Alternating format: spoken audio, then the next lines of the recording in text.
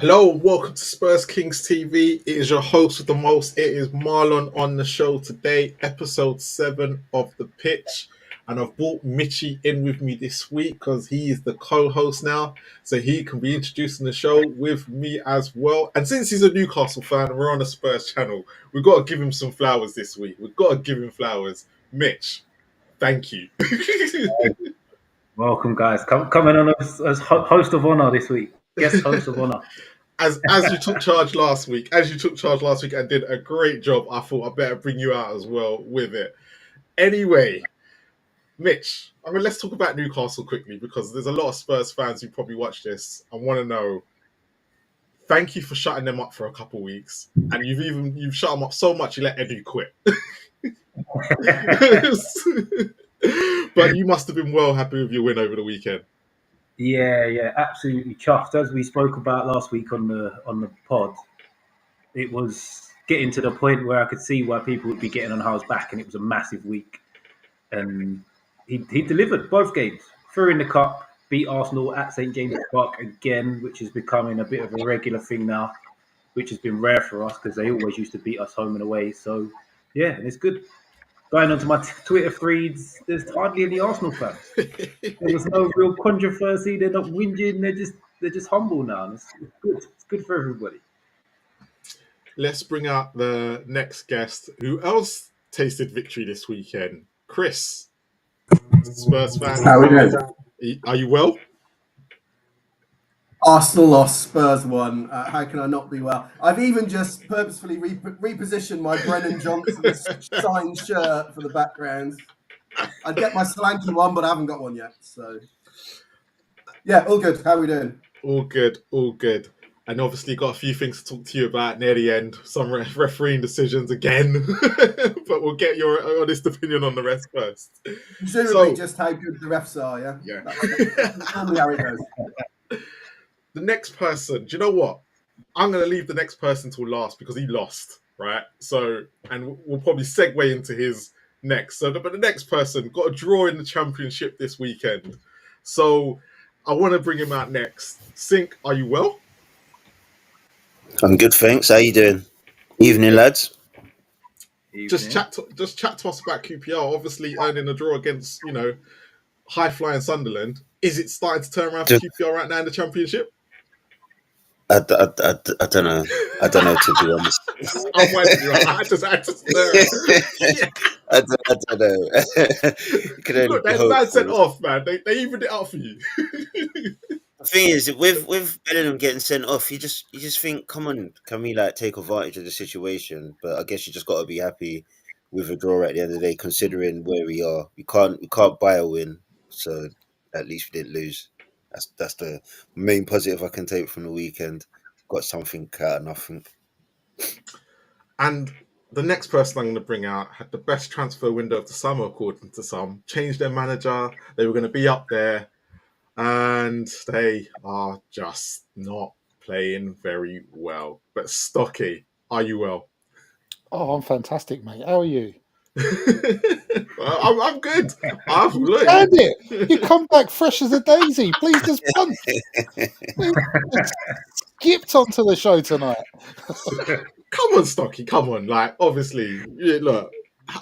As a West Ham fan right now, how are you feeling? It's back to the good old days. I know what's coming every week.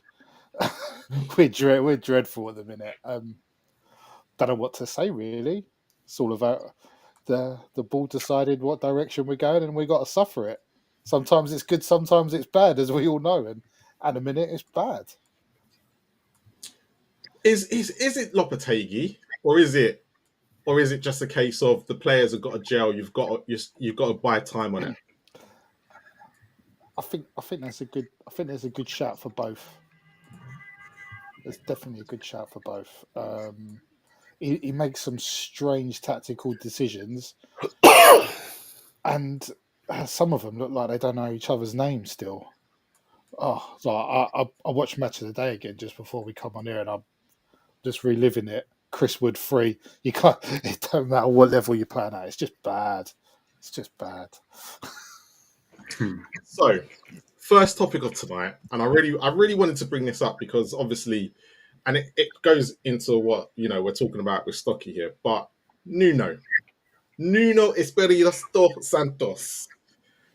Sink, I'm going to start with you. Is he starting to earn the credit that he probably lost when he went to Spurs and obviously went off to, was it Saudi he went to for a bit? Yeah, off to Saudi.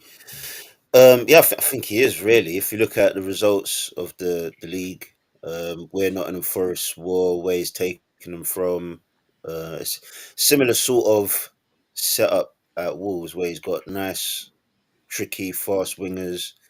The midfield isn't as technical as what he had at Wolves, but it's obviously proven to be very solid. And he's worked out systems to get the balance right in defence and in attack, and he's getting results at the end of the day. And he's proving what he's actually good at. And I think Tottenham is a team where it's probably too expansive how they want to play and how they want him to play. I just don't think it was the right fit. He likes to be difficult to beat, and then make sure he gets balls out to his outlets, which is the wingers. Get the wingers attacking, and then take advantage in 1v1 situations with the fullbacks. And I think it works really Do you well for think him in that system. And it's also attractive where he played at Wolves, where he played at Forest. It's attractive football. It's not just how people criticise negative football, but it's actually good games to watch as well. Are you surprised by the start that Forest have had, or is this kind of what you kind of expect from Nuno, considering Wolves has not been the same without him? Yeah, but I think there's factors why Wolves aren't the same without him. Surprised to see how consistent they are and how readily they get results. Like in terms of their form and how they're playing and playing good football and playing Santos's way. I'm not surprised about that, but just how consistent they are and how readily they get results. Chris, I want to bring you into it, right? Because obviously you're a Spurs fan, and we had him. We had him for obviously 10 games in the league, and I think he managed about 4 cup games. Not off the top of my head, I can't remember, but I think he won 2, lost 2. Right? Was he given enough time? I'm going to say he's given too much time by virtue of the fact we appointed him in the first place, right? So one day was a bit too much time for my liking. I don't know though. Like he's never a fit for Tottenham. But you can't knock what he's doing though. Like he's doing really well at Forest. I'll be honest. I'm not a fan of Nuno's. I don't think it'll work out long term. He did well at Wolves, and my family are Wolves fans. But when he left, nobody was crying because his style of football was pretty defensive, and they got bored of that.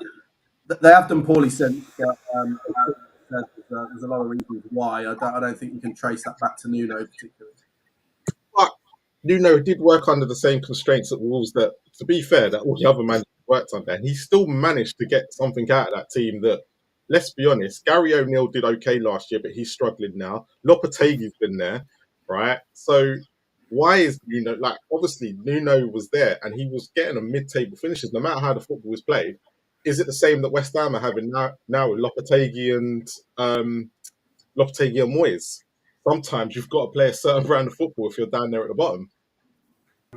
I think you've hit on Nuno's strengths there, right? Which is to get results out of I don't want to say poor squad, because I think the Forest squad's all right. I think the Wolves squad was decent when he was there, but they're not elite squads, right? And I don't think there's any evidence really that he can manage really high profile, top quality, not that Tottenham have got them, but higher profile clubs and higher profile players. But for the level he's at, like, he's doing really well. You can't, I mean, just look at the league table. How can you criticise that? So, Mitch, I want to bring you into that. Do you agree with what Chris has said? Or is it a case of, for me, you're given 10 games at Tottenham, you're only given 10 games. What are you really supposed to do with an upset Kane? Yeah. Luke, Son was playing for him. Lucas Moura was suddenly brought back in the team under him with his wingers. Was it a case of, and if you look at his start at Nottingham Forest, it was quite similar. It was up and down until he's got this established team. And same was at Wolves at the beginning. I'm going to go a little bit against the grain here because 10 games is never enough for a manager. And looking at Forest, I can't see anything that tells me this isn't just form of their life stuff. Like, yeah, they're difficult to beat, and they'll always be difficult to beat. But the output, the attacking output from all of the players they've got up there, you just look at them and you just think that they're doing well. But I don't think this is something that's going to last. It's one of them that they're catching teams a little bit by surprise. They've got players banging form. But once teams suss them out and the form levels out, I think they'll just start dropping down the table.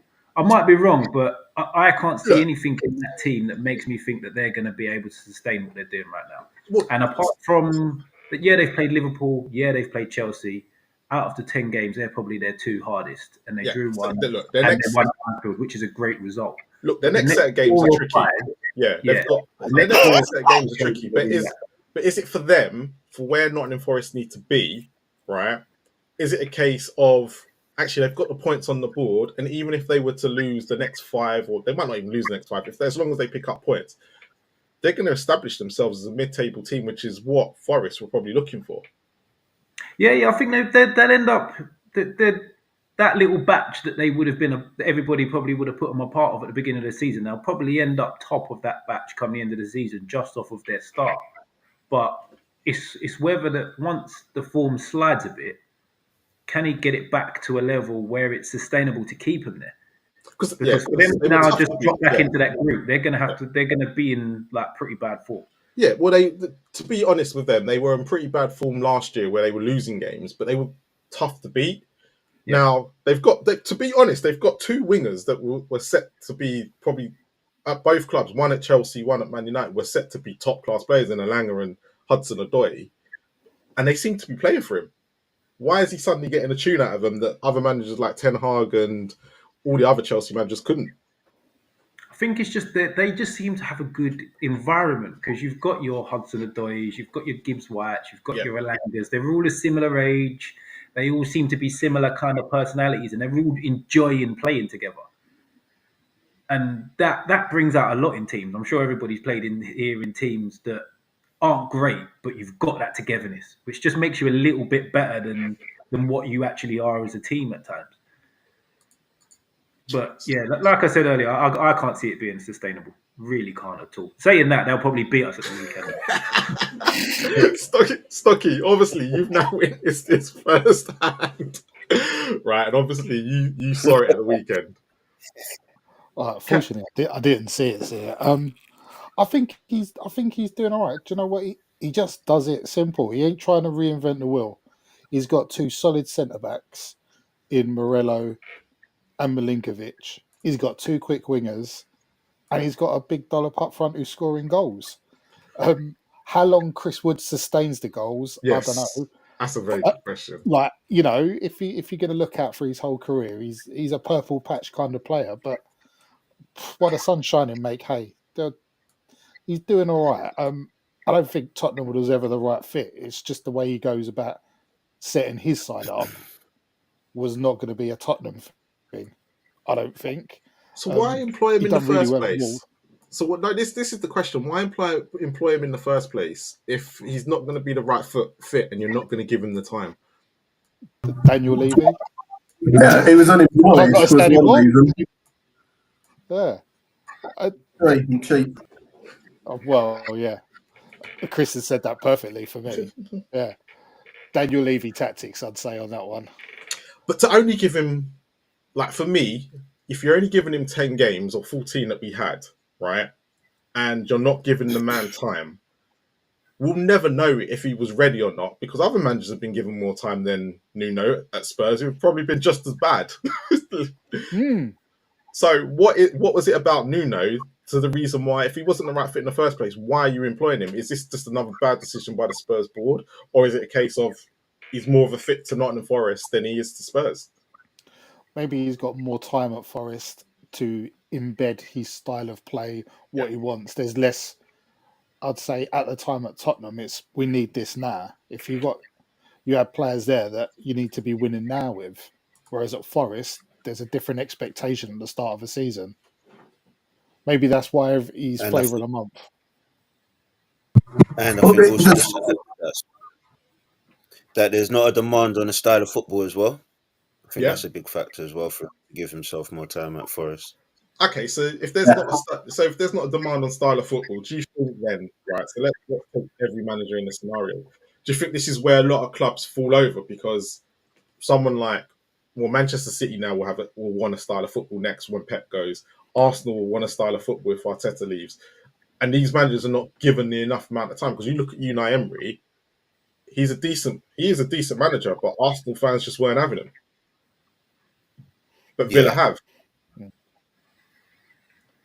But again, if they got Emery now, where everything's all set up, maybe their mindset would be different. Maybe they would give Emery more time now, whereas before they just weren't having it. It was an unhappy atmosphere at Arsenal altogether. Like you would literally have to hit the ground running and have all the luck in the world, everything going for him for it to be successful. I just think he just wasn't fancied by the Arsenal fans. More importantly as well.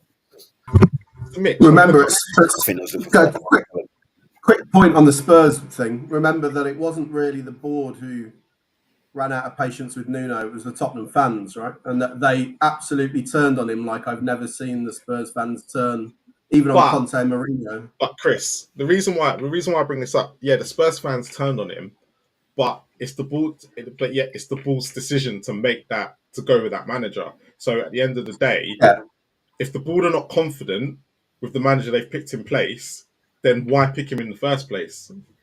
All that tells you about Tottenham is Daniel Levy's lack of alignment with the Spurs fans, right? So the appointment was wrong. And then when the Spurs fans, you probably remember, Marlon, against Man United, we were absolutely hammered. And we only had one decent player, which was Lucas Moura, and he subbed him off.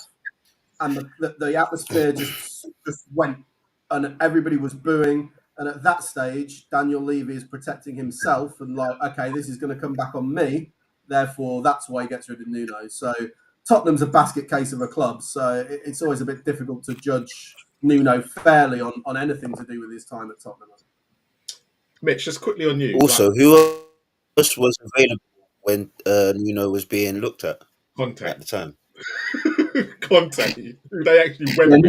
Nuno was about 8th choice, as I remember. Yeah, Nuno was like 11th. We had 10 managers reject us before we went with Nuno.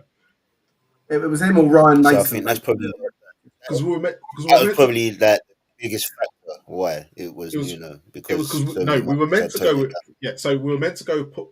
Is it Paulo Fonseca? That was the original choice, but Paratici came in and said no. And Gattuso as well, wasn't it? I think Gattuso, and he wanted Gattuso or Nuno, and Gattuso was a basket case, so they went with Nuno as a second choice. The fans, I remember no to Gattuso trending on Twitter. Yeah, I remember that. But Mitch, I just quickly want to bring you on this Nuno factor because obviously Newcastle have a style.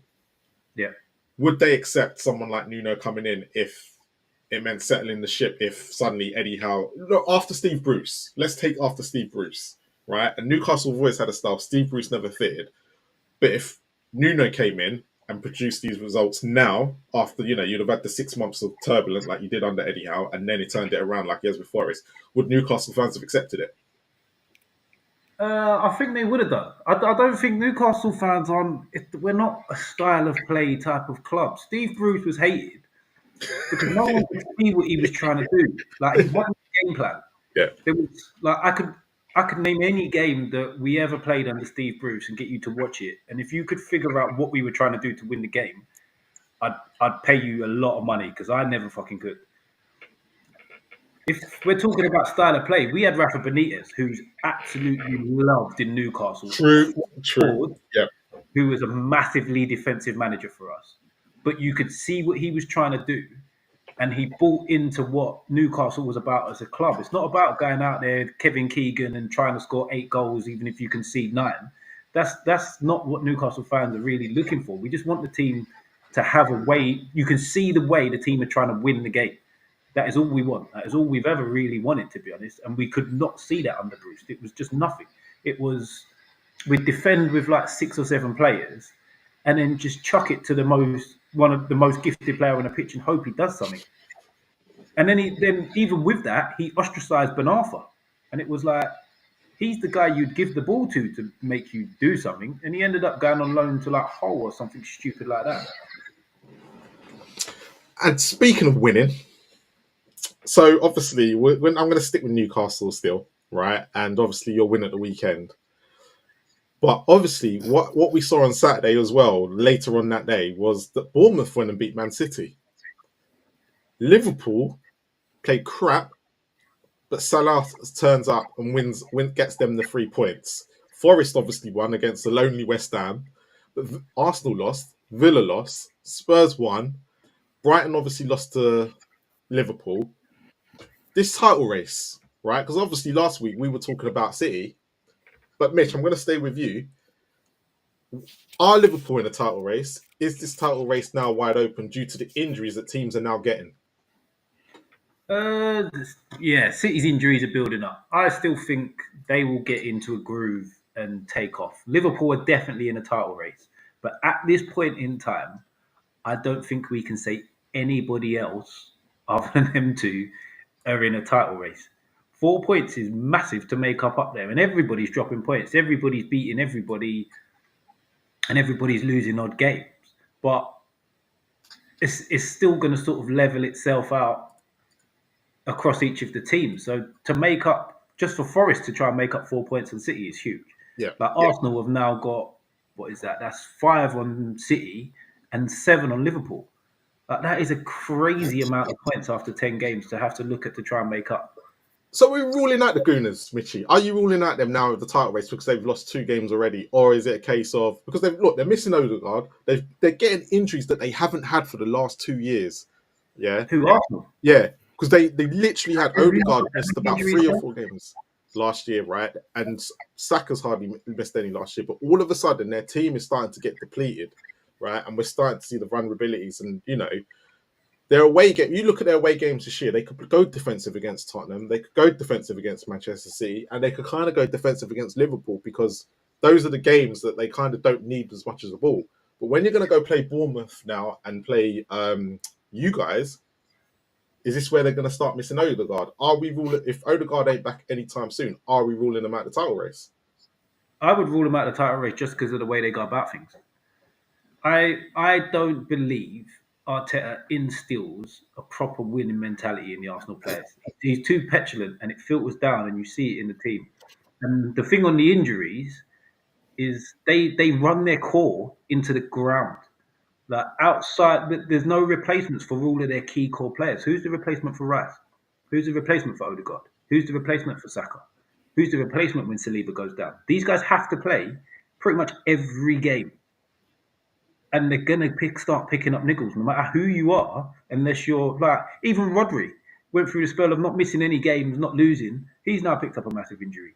You can't run players into the ground like that and expect them not to get injured, and that's what they're coming up with now. Even like some of the bottom half, the bottom sort of 6, you should be able to rotate a Saka out and not have him play 70 minutes before limping off like he does quite a lot.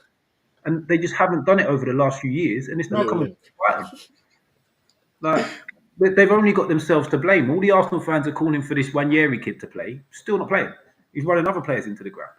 Like, if they're in your squad, use them.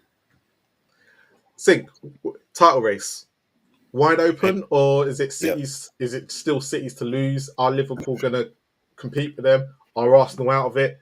Are Chelsea in the conversation? What does this mean for Aston Villa and Spurs and Brighton? I mean, I think for one thing, first question is how many managers have come into the Premier League and won it on their first season? Wenger's one. Conte, Mourinho. It'd be Chelsea managers. It won't be anybody else. So this is what I'm saying. It's not happening often, so I can't really expect Liverpool or Chelsea to realistically come in and win on Slots and Maresca's first season. Can they challenge? Liverpool, I think, can. I think they will probably slip up at some point.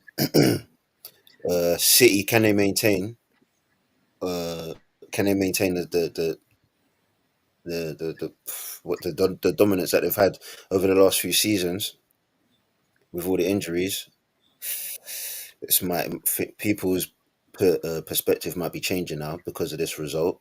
But they might go back next week and then bang in 5. This is City, so it's all up in the air right now, really and truly. It's all before Christmas. Christmas is really where things will give you a true pattern of how things are probably going to plan out for the rest of the season. But as for Arsenal, I think Mitch is spot on there, really. That they run their main players into the ground, and I think the only reason they do that is they're forced to doing that because of the standards that City set. To compete with City, you have to be perfect, and being perfect, players are going to get injured, and that's just it. And the thing is as well, to get the squad, the depth that you need, you have to spend so much money to have that quality. Like Chelsea are in that position by accident. Really, they've got a lot to choose from, and I think it's helped Maresca in terms of finding a system and a balance that works for him. But in terms of winning the title, I can't really see, honestly, City not winning this title again. I mean, if Arsenal do have a lot of injuries and it inhabits their season from them going the next step, because they've been second, been very, very close. All they need to do now is win the league. I think they've gone a step back just because of the injuries at this present moment in time. But things could change. Things could change. But I don't see City losing this one, and I can't see Slot doing something really major in his first season. Come on, Chris. Talk to me. Can Slot do it in his first season? Are City's injuries and the way they're going to pile up in the next few months, can someone stop them from winning the title? Will it be Arsenal? Will it be Liverpool? Can Forest do a Leicester? I'll start with the easy one. Forest can't do a Leicester. I didn't think Leicester could do a Leicester. So there you go. I might go for a cheeky bet on that. Liverpool, look, you'll know more in the next few weeks, right? They've got some big games coming up. So by Christmas, we'll definitely know whether they're the real deal or not. City, I said last week, we talked a bit about City. Are they on a different level? And I was kind of the one who said, I don't think they've been playing that well this season. And lo and behold, they've lost 2 in a row. I am taking the league game. Taking the EFL Cup game as a loss for sure. But I mean, obviously City are favourites. I absolutely would not. No way am I ruling Arsenal out with 7 points to the top. But we're 10 games in, man. 10 games in. 5 weeks ago, Arsenal were a minute away from beating City away with 10 men. Yeah. Like, football changes quickly. And we know this is probably going to get clipped as possibly the only Spurs fan to admit this ever on YouTube. But we know the quality of Arsenal, right? When they're on their game. At the moment, they're going through a rough time of it, but I think football's got a really amazing way of making you look really stupid. So I think if we sit here and say Arsenal are out the league after 10 games, that's another reason why I don't want to say it, to be honest, because they just look so stupid if they come back and win the league. He's trying to reverse jinx them.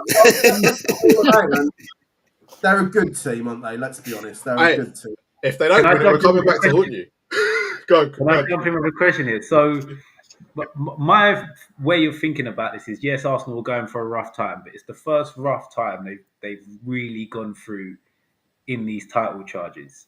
City's rough time stops where Arsenal are now. These last 3 games would be City's rough time, and then they go again. Do you think Arsenal can stop it now and not fall into another one throughout the season? I think they can. I mean, I've seen some of these guys. I don't think they've been that bad. They're a bit uninspiring against Newcastle. I didn't think they did a lot, if I'm honest. That was a fair enough result, really. But like the other games, they're tight. I mean, the margins are so narrow. I don't want to admit it, but I can perfectly see Arsenal coming back and going. Chris, you just said they're tight, right? You just said they're tight. Would you say Spurs are tight? Well, so the games are tight. Like, there's not a lot in them, right? But because Spurs are the boom and bust of the Premier League teams, right? We're either brilliant or we're absolutely. The reason why I'm asking, because look, if you look at the goals against, us and Arsenal conceded the same amount of goals this year, and Arsenal are meant to be this tight-watered unit, but yet we've both conceded the same amount of goals, and then we've scored more than them. We're rubbish at the back. conceded more than us. Yeah, my point is, though, that these games can go either way. I mean, how many times last season did Arsenal sneak last-minute winners? Like, quite a few off the top of my head, I can remember. And if they didn't get those, then they'd be miles off the pace last season. So a lot of these Premier League games have decided on really fine margins, and Arsenal come out on top of those margins more often than not. At the moment, they're going through a bit of a rough spell. Odegaard's a big miss, but I'm just not going to be the person to sit here and go, "No, Arsenal are in the mud," as they say. Everyone loves saying that on YouTube. You know, Arteta's going to go. They're in crisis now. Edu's left. You know, I'm not going to be that guy because it's just going to come back and to haunt me. I know it. Stocky, come on. Where are you sitting on this? Arsenal out of it? City's to lose? Should our Liverpool fans who say we're not in a title race, actually they need to start thinking about this title race now?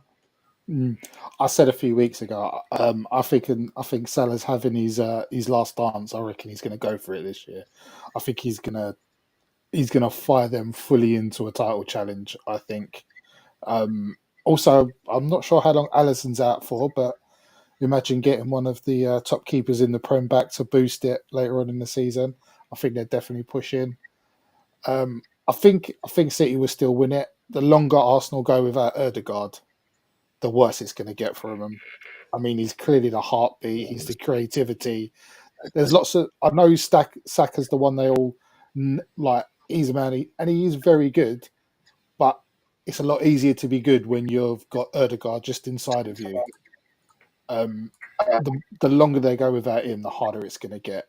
And we were saying about City losing at the weekend. I'd like to put in that Bournemouth are a really good side this year, and they also beat Arsenal at their patch as well. So it's not a disastrous result. City still made loads of chances in that game and just didn't take them.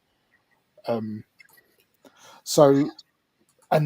missing the Ballon d'Or winner, De Bruyne, I think, was on the bench or he's within a couple of weeks of full fitness. So Ireland had he missed one from virtually in front of the post. He was in front of the post and managed to put it wide of it. So I don't think they'll have too many days like that. No, they've got too much quality, and this is their rough patch. They're usually rough before Christmas, and then it kicks in. So, yeah, Liverpool will push them the hardest. Definitely Liverpool will push them the hardest this year. All right, so I'm going to get a tip now. We're 10 games gone, right? So we're 1/4, well, pretty much 1/4 of the season in. I'm not asking who's going to win the title, because that would be a bit too much after I've asked you those questions. But who are your top 4 going to be? Sink, I'll start with you first. Top 4, thinking City, Liverpool, Chelsea, and a bit of a battle for the last, probably Arsenal. Quick question, because we're on a Spurs channel. Why do you think Spurs won't make it? Because I think once once Arsenal get players back in the back end of the season, I think they will be a bit more consistent. And once they've got Saliba, Gabriel in that defence, Odegaard in the midfield, they'll just get results. Stocky? That's right. Funnily enough, I'm going straight with the same 4 Sinclair had. I fancy Chelsea to pip Arsenal to 3rd. I think Caicedo's playing fantastic. I think they're finally getting the player they paid the money for, and I reckon they'll be too consistent.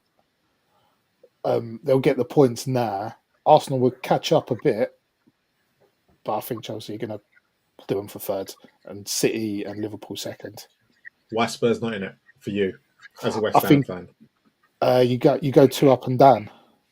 There's too many excellent one week, then generally excellent at home, then a bit of a stinker away, and eventually that catches. Obviously, do you think as a West Ham fan, right, and looking at Spurs coming in, do you think Ange can sort that out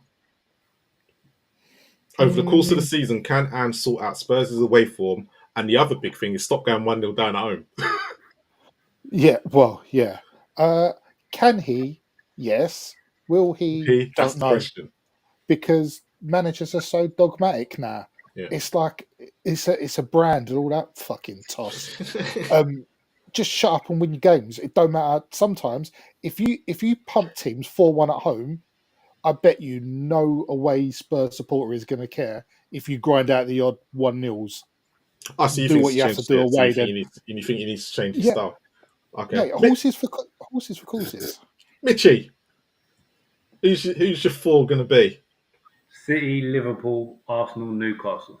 You have to back your team. Do you know what? Every Spurs fan right now will be looking at you going, "Well done, Mitchie, you backing your team." Honestly, I genuinely believe it as well. Go on, explain why you think Newcastle are going to get in over Spurs. I'm with everybody else on the Spurs things. You're too easy to get at. Your defensive record so far this season has been decent, but that high line is too easy to get at. And So, Mitchie, if I said something to you, right, and this might surprise the rest of you, if I said that most of the goals we've conceded this season, only one's been due to the high line, the rest haven't, would you be surprised? is it just that one against Newcastle? Yep. The rest have been individual errors by players basically doing stupidness. The high line was only been dealt with once a blow, 2 corners as well. We've only conceded 2 corners, which again, only 2 corners out of 60 something that we faced as well. So that's been sorted. Do you know what else? Just to throw in another stat, there's only 3 teams that have conceded less than Tottenham in the Premier League. Yeah, and only 3. Liverpool, we're joint with Arsenal. Liverpool, Forest, and Newcastle. Yeah. And Newcastle, yeah. So go on, Mitch, carry on. I'm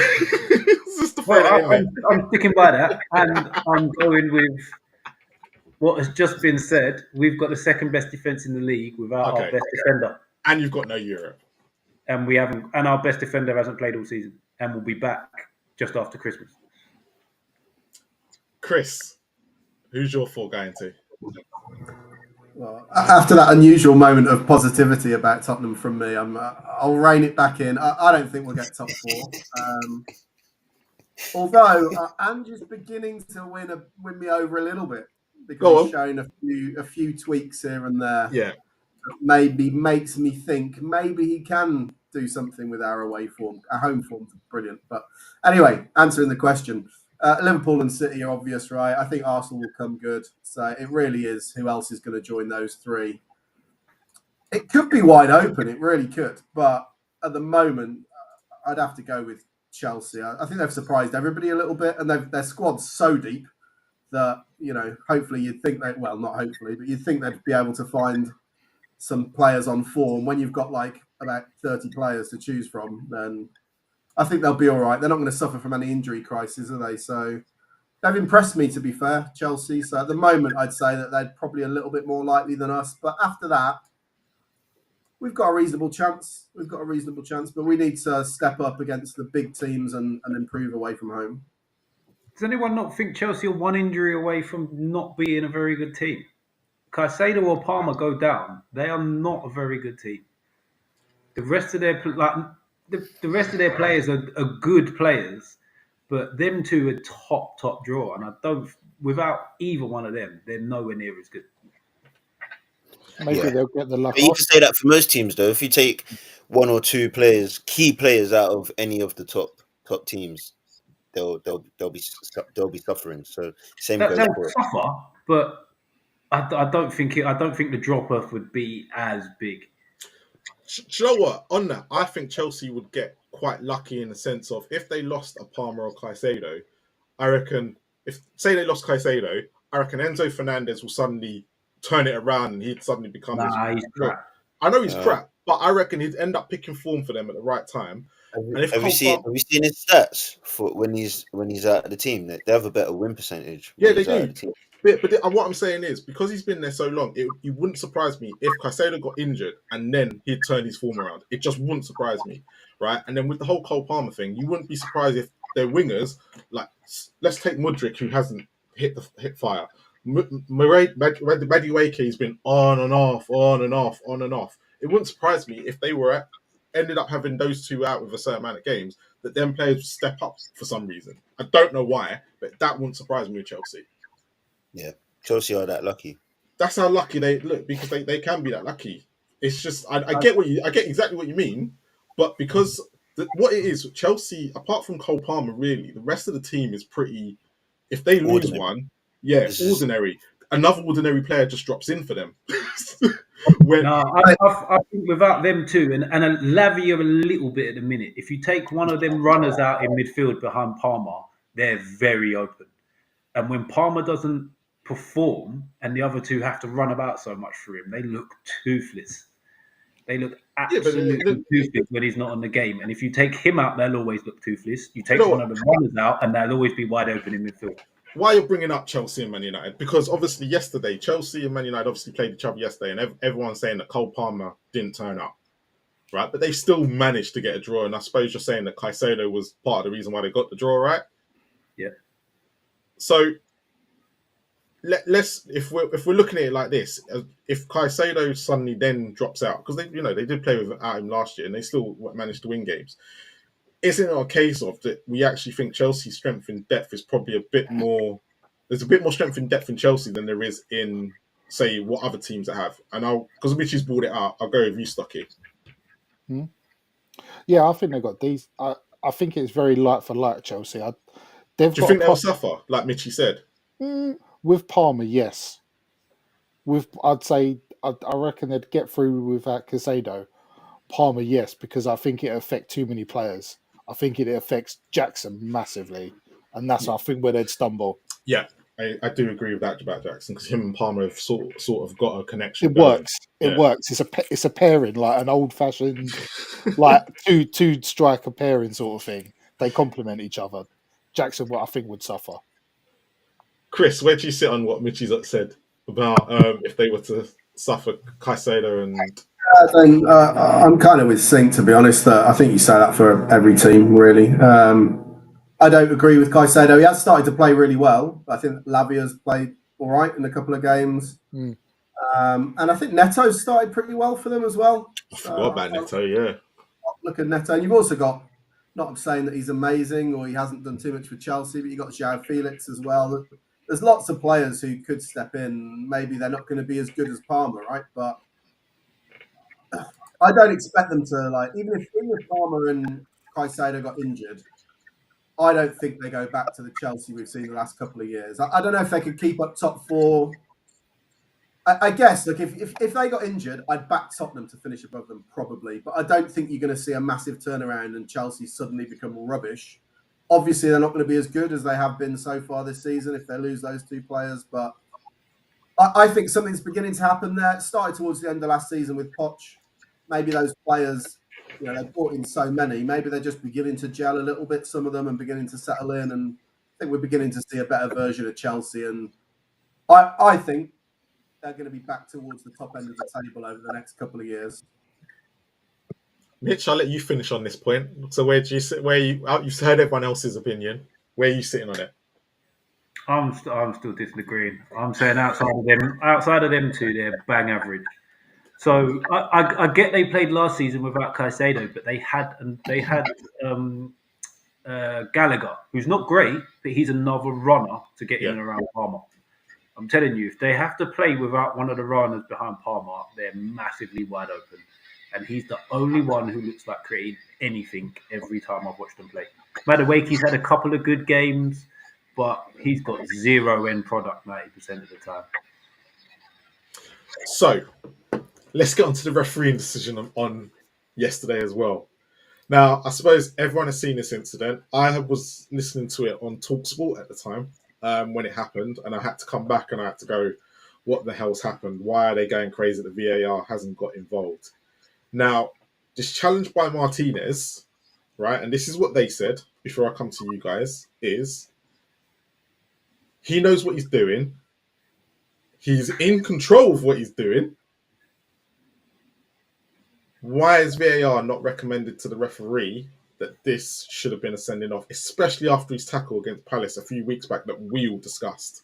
Mitch, before actually, let me start with Chris, right? And you give me the referee's head on it, and then I'll go to the boys to see why they'll go against you, because I've got a feeling they're going to have to go against you this week. Well, I mean, ultimately, I think this is a classic kind of what they're trying to term this season as referees call, right? It should stay on the pitch. I don't think it's clear and obvious enough error to get involved. But if the referee had sent him off, I don't think the VAR gets involved either. So I think it's a kind of decision that could go either way. For Why is it? me, Can I ask a question, Chris? Why is it not a clear and obvious error when, if Palmer, if he catches Palmer, go on, explain what the nature of the challenge to me. Yeah, so I mean, it's a bit down. You can see that's not a great picture. That's as bad a picture as you can get of the challenge, but you can see from it there. It wasn't good in real time. But it's like what you don't see from that picture is it's quite a glancing blow. It's not a full-on studs, and it looks like it is there. But when you actually see it in real time, you see it's more of a glancing blow than it is. It's the glance, but he still gets his ankle. Yeah, well, the glancing thing makes it slightly less serious, and also I don't think Martinez is in control properly there. Like, does he know what he's doing? So if this was one direct action where he's going over the ball directly and his whole body's behind it and his force behind it, but he's not. He's kind of slipped to the left, and he's kind of. No. It reminds me of the Fernandez one against Spurs. I don't think there's much force there at all. So the Fernandez one, I agree. The reason why I don't agree with you on this one, right, and I'm just going to jump in quickly, is because Palmer lobs the ball over his head, which he's embarrassed about, and he's about to get away.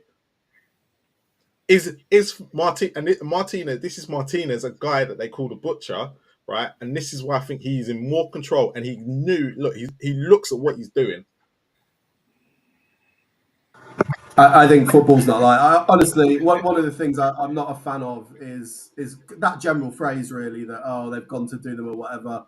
Football is played so quickly that I don't think Martinez has got that reaction to go, I'm going to go and do him, basically, and go to injure him. He's slipping one way to his left. He's kind of made a desperate attempt to play the ball. It's not a good challenge, but it's not massively going to injure him. It was a glancing blow. The force isn't behind it. The intensity wasn't in the challenge, which is why the referees decided one way. But it is on... It's what we'd call an orange card, right? It could have gone either way. If he sends him off, I don't think there's much debate that way either. I think it literally could have gone either way. Mitchie? I think without referee's call, he walks. I have to disagree with Chris here with the thing. He hasn't had enough time to think I'm going to do him. He's been mugged off and thought I'm going to take whatever I can get here. And has he does have previous. And I know exactly what Chris is saying. You don't want to think, but this is Martinez. This is not, say, what Bruno Fernandes did, where you could tell he slipped. Yeah. He might not have known what he was going to hit when he stuck out his leg, but as soon as that ball gets flicked over his head, he just thinks, I'm sticking a leg out and taking whatever I can of Palmer. And he gets him twice. Like, you can't catch someone knee high for me. Unless, like, the ball's bouncing in the air and it's there to be won, which it never is in this scenario. You cannot catch someone knee high. And then he gets him on the ankle as well, which is also pretty bad. Chris, do you think, sorry, just to bring you back in, do you think that's why the referee could, and this is me now learning, do you think that's why the referee hasn't, because you think he doesn't think he's done it intentionally? Is that the reason why he's not, like you said, it's an orange card, not a red? Yeah, I mean, I think we've got to recognise there's a difference in nature of a challenge of someone who's gone clearly, say, over the top of the ball with those studs leading, full force of the body behind him, right? It's not a challenge like that.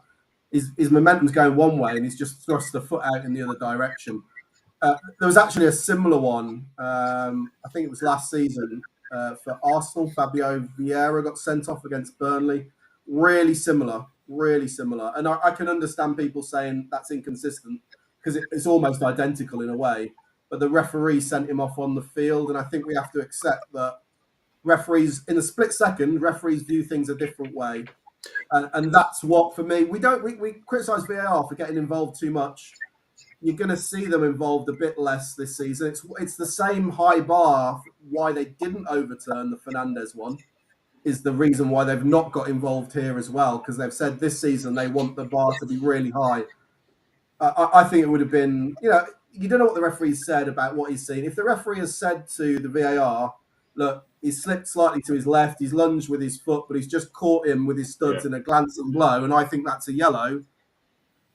what can you do as the VAR? If that's what the referee said to you and he's described it accurately and his judgment is that's worthy of a yellow, you can't then go, well, no, you've described it absolutely accurately, but I think it's a red, because it's just two different opinions. So they're not going to get involved. It's just not quite clear enough. Not a good challenge, though. Sink.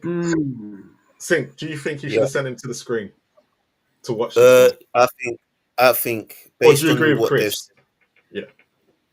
based on what I think the referees have said the rules are, Yeah. in terms of studs up, being in control, all of that, I think it's a red card.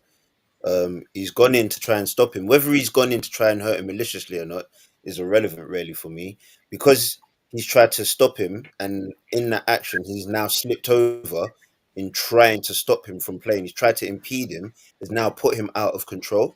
So he's slipped out of control, and his studs has raked against Cole Palmer. So I think for that reason alone, he's not in control. His studs are showing, and he's made connection with the player. So I think it should be a red card.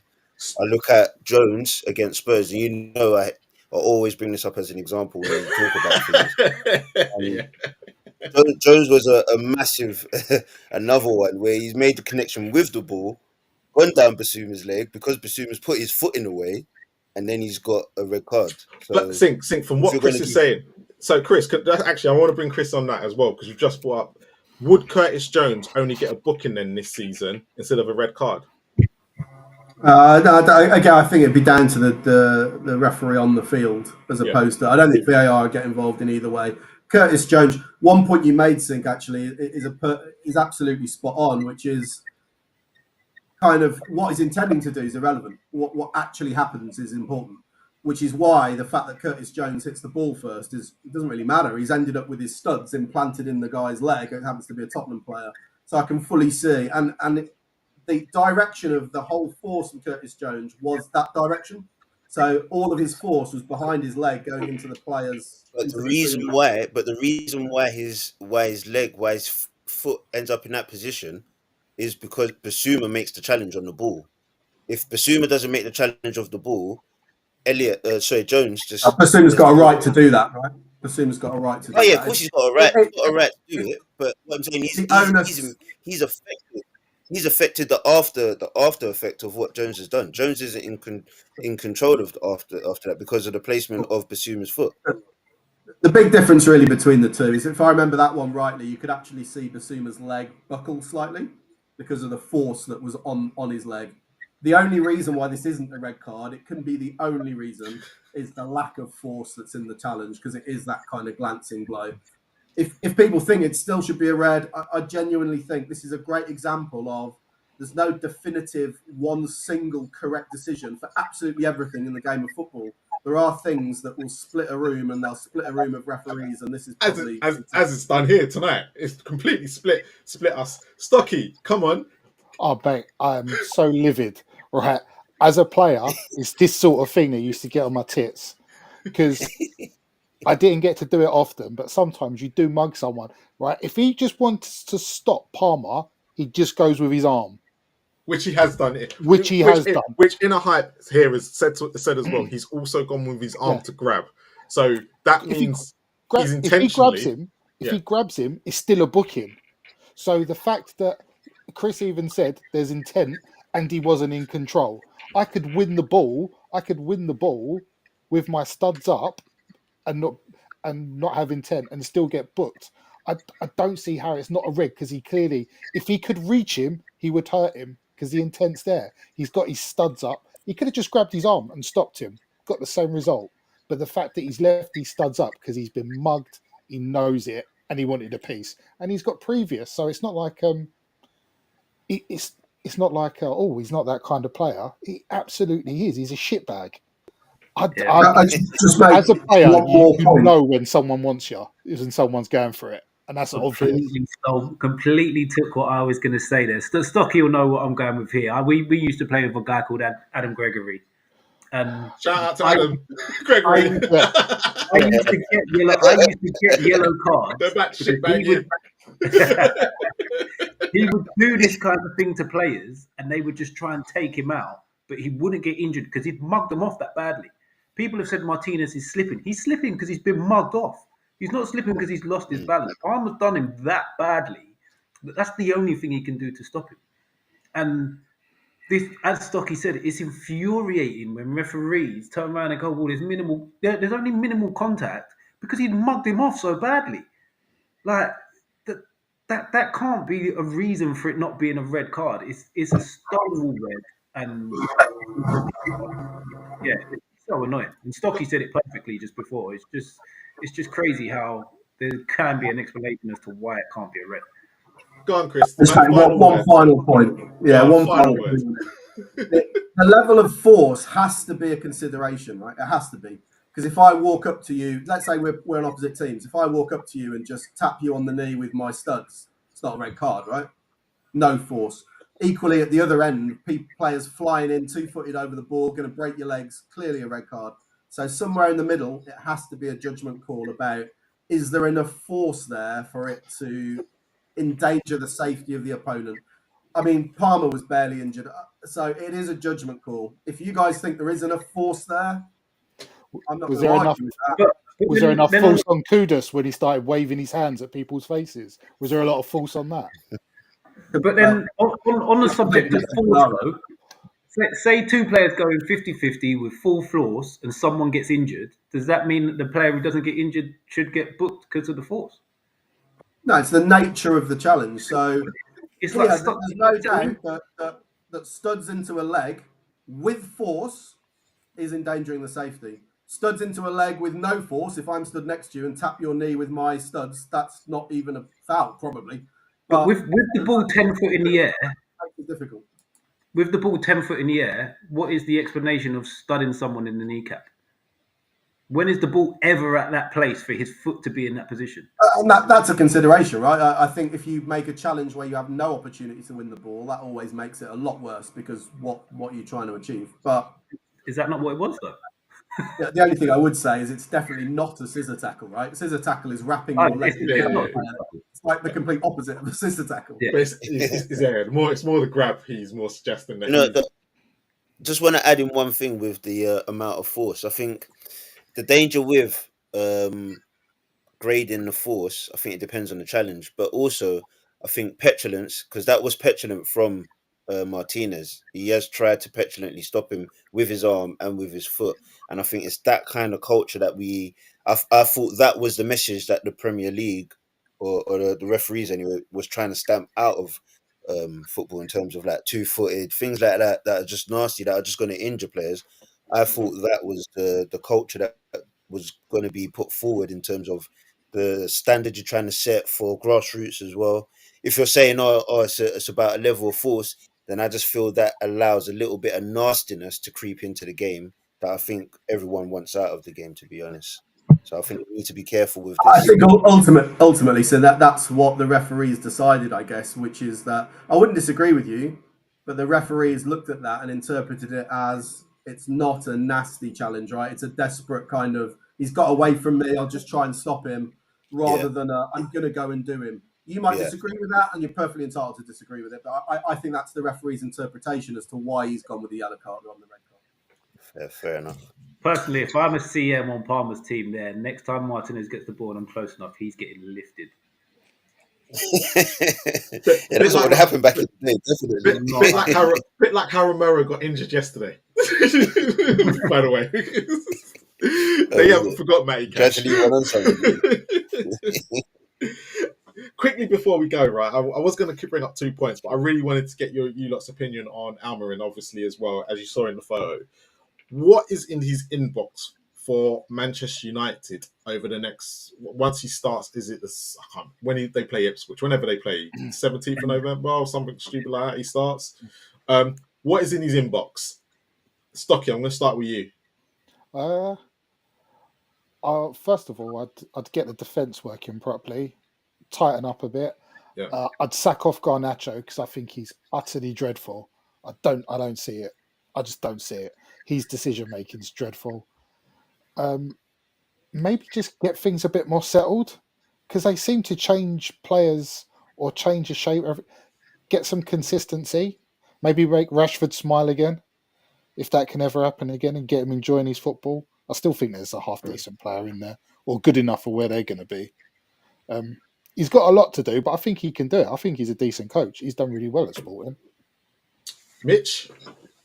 I don't know bundles about him. I've seen his teams play a couple of times. I've heard that he likes to play Three. He likes to three, play three at the back. 3-4-3, the wide two of the four. We completely outplayed him, didn't we, Chris? Sorry, just to bring Chris, we completely outplayed Sporting and they literally scored 2 in the last minute. So, typical Spurs. I remember Marcus Edwards scored, didn't he, against us? I think. Go on, Mitchie. Sorry, carry on. Yeah, but that said, I think no matter what style of play he wants to bring, from now until the end of the season, just find what fits for the players he's got for now. Don't try and force it because it will just get worse. Play the best you can with what you got, build from there. Chris? That's a really interesting point. I don't know. I mean, my primary thing would be that I think he needs to establish a sense of identity for them. Like, what is it they're trying to achieve? Because I never saw that under Ten Hag. Yeah. And I don't know if to do that, do you do that the way Mitch has said, or do you do the exact opposite? Because the Ange Postecoglou model would be, I don't care what players we've got, this is the way we're going to play, right? And you then evolve the players over time through transfer windows and coaching to be able to play that style. So what comes first, the style or the results, I suppose? But I would say he needs to just, I think he will get time. I mean, the United fans, I've got to give them some credit. They seem like a really patient fan base. Like their support of Eric Ten Hag was unreal. So I think he'll get time. I'll give you that. Yeah, as long as you can see what he's trying to achieve. Yeah. Which, going back to Nuno, I think is why the Spurs fans turned on him, because it was like, couldn't understand what he was doing. So if he comes in, establishes his way of playing, and it's very clear what they're trying to achieve, I think that's the most important thing, because United have lacked that identity for quite a long time now. Sink? I think it's a very, very tough job. For him to come into. It's a bit of a poison chalice, really. Ideally, he just wants to just survive this season and go in next season with no European commitments, just so he can get them focused and have all that time to understand his philosophy week in, week out, preparing for individual teams. That's what would probably be most ideal for Man United, is not having any European commitments for next season. He can then have two transfer windows, get players in that he wants to work with, and then build something for next season. So this season, he just really needs to survive and just try and get them to understand his philosophy, his way of football. But I mean, if I was them, I'd try and avoid getting top four or European football. Just have a free season, get a run of games and a run of preparation time. Nodding your heads or shake your head. Is he going to be the right man for Manchester United, or do you think this is a short term and is history going to repeat itself like the rest of the managers?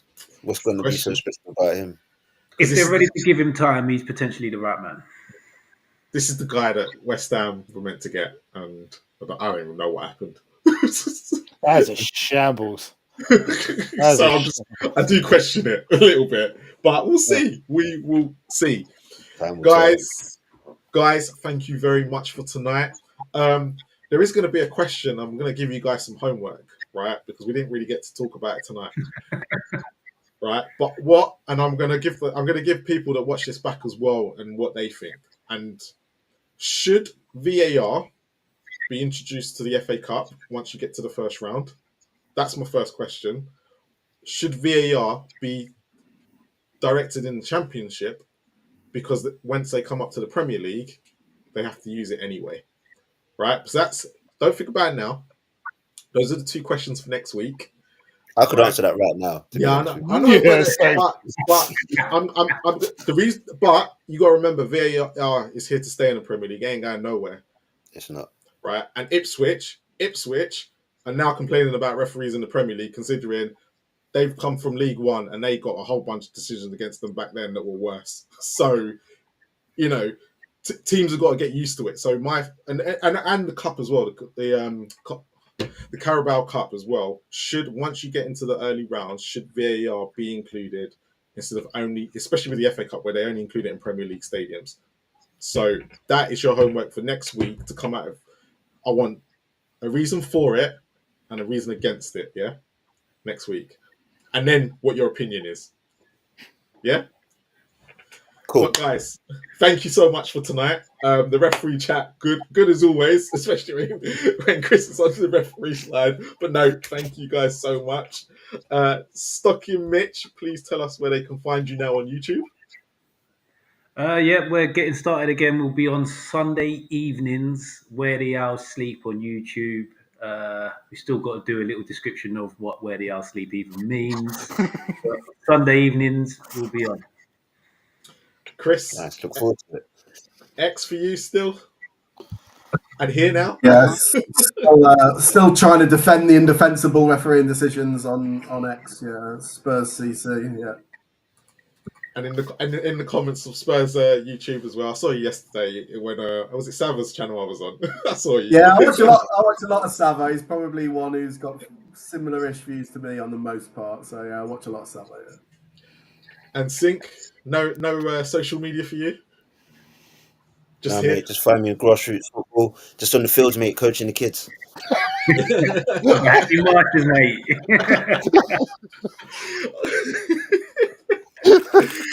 As always, thank you to everyone who's watched tonight. Please make sure you tune in tomorrow because obviously we're going to have some fun tomorrow. Spurs won 2 games in a row. We beat City, we beat Villa.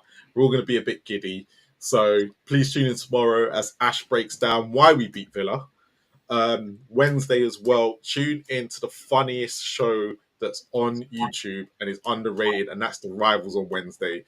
It is literally too much jokes for the first hour. I think they forget to talk about football, right? And if you're having a bad day, it's probably one of the best shows to have on in the background. So tune in for The Rivals on Wednesday with Ash.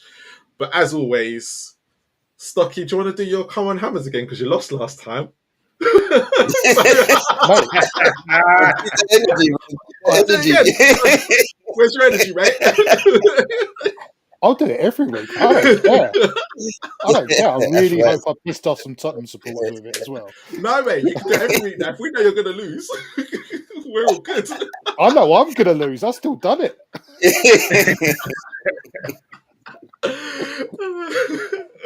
But always, thank you all. Thank you to everyone in the chat. But as always, come on, you Spurs. Go on, Stocky, do your thing. Bottom of the league. I'm coming for you next year, Sink.